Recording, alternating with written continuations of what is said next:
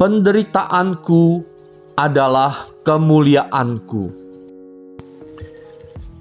Inilah Injil suci menurut Yohanes bab 13 ayat 21 sampai dengan 33. Di dalam perjamuan Paskah dengan murid-muridnya, Yesus sangat terharu lalu bersaksi, "Aku berkata kepadamu, sesungguhnya seorang di antara kamu akan menyerahkan aku." Murid-murid itu memandang seorang kepada yang lain. Mereka bertanya-tanya, siapa yang dimaksudkannya?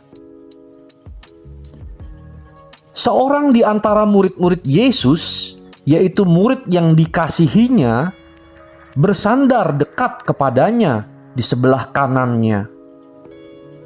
Kepada murid itu, Simon Petrus memberi isyarat dan berkata, "Tanyakanlah, siapa yang dimaksudkannya?" Murid yang duduk dekat Yesus itu berpaling dan berkata kepada Yesus, "Tuhan, siapakah itu?" Jawab Yesus, "Dia adalah orang yang kepadanya aku akan memberikan roti sesudah aku mencelupkannya." Sesudah berkata demikian, Yesus mengambil roti, mencelupkannya, dan memberikannya kepada Yudas, anak Simon Iskariot.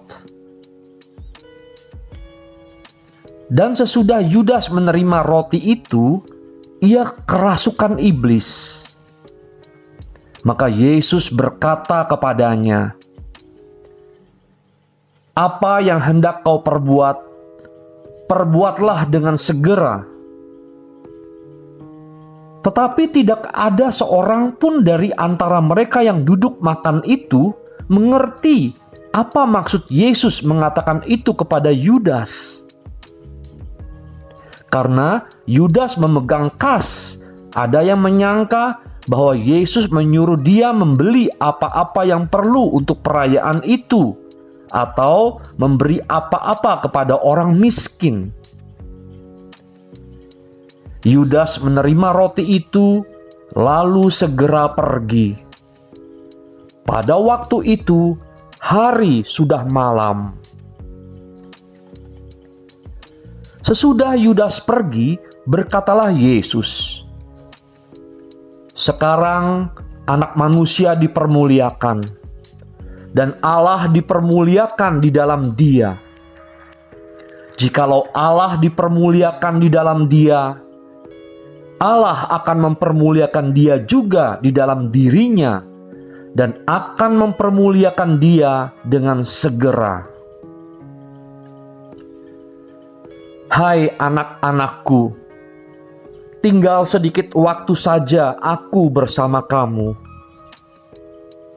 Kamu akan mencari aku, dan seperti yang telah kukatakan kepada orang-orang Yahudi, ke tempat aku pergi tidak mungkin kamu datang. Demikian pula aku mengatakannya sekarang kepada kamu."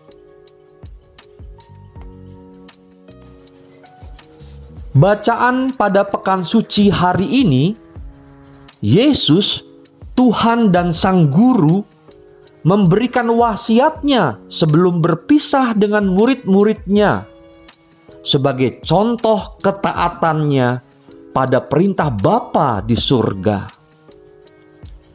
Yesus mengumumkan hubungan timbal balik antara kemuliaan Allah dan kemuliaannya sendiri.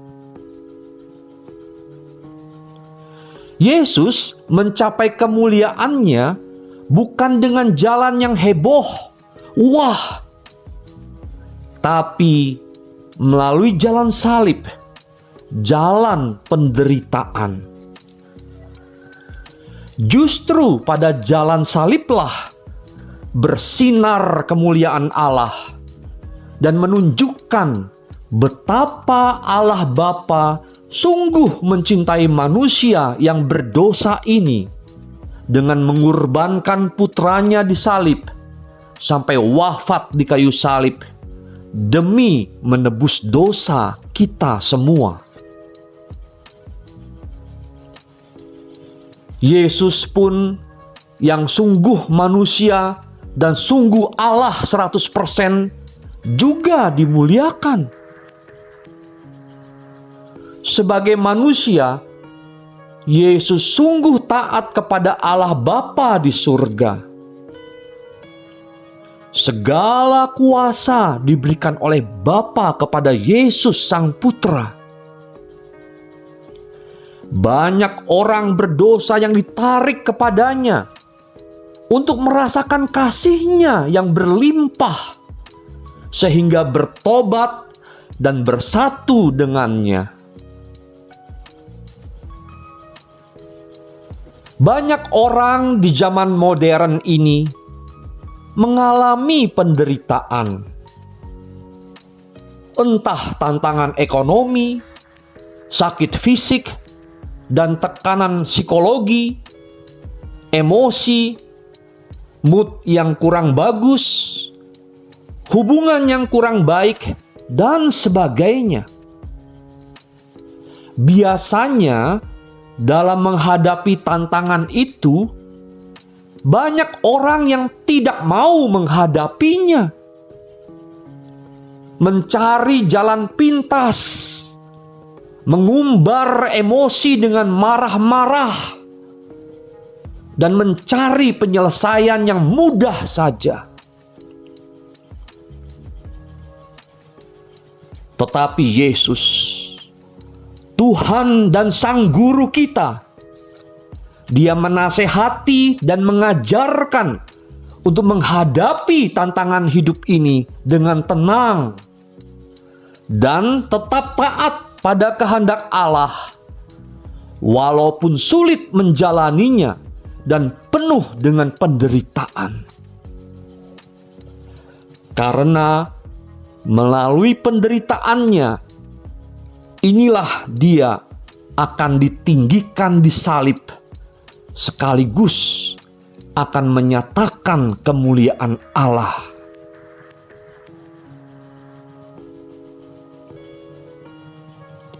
Apakah kita masih akan menghindar, tidak mau menerima tantangan hidup? Mintalah kekuatan dari Tuhan Yesus, Guru kita. Dia memberikan kepada kita karunia kekuatan Roh Kudus untuk kita dapat kuat dan mampu menghadapi tantangan hidup ini.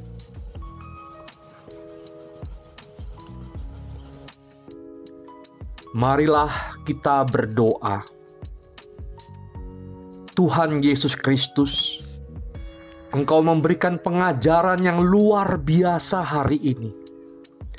Penderitaanmu adalah kemuliaanmu.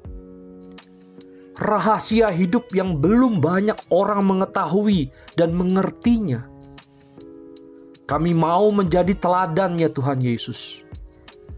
Biarlah sinar kasih-Mu bersinar di dalam hati kami, yang mau dan berani menempuh jalan salib untuk bersatu dengan kemuliaan-Mu Tuhan Yesus.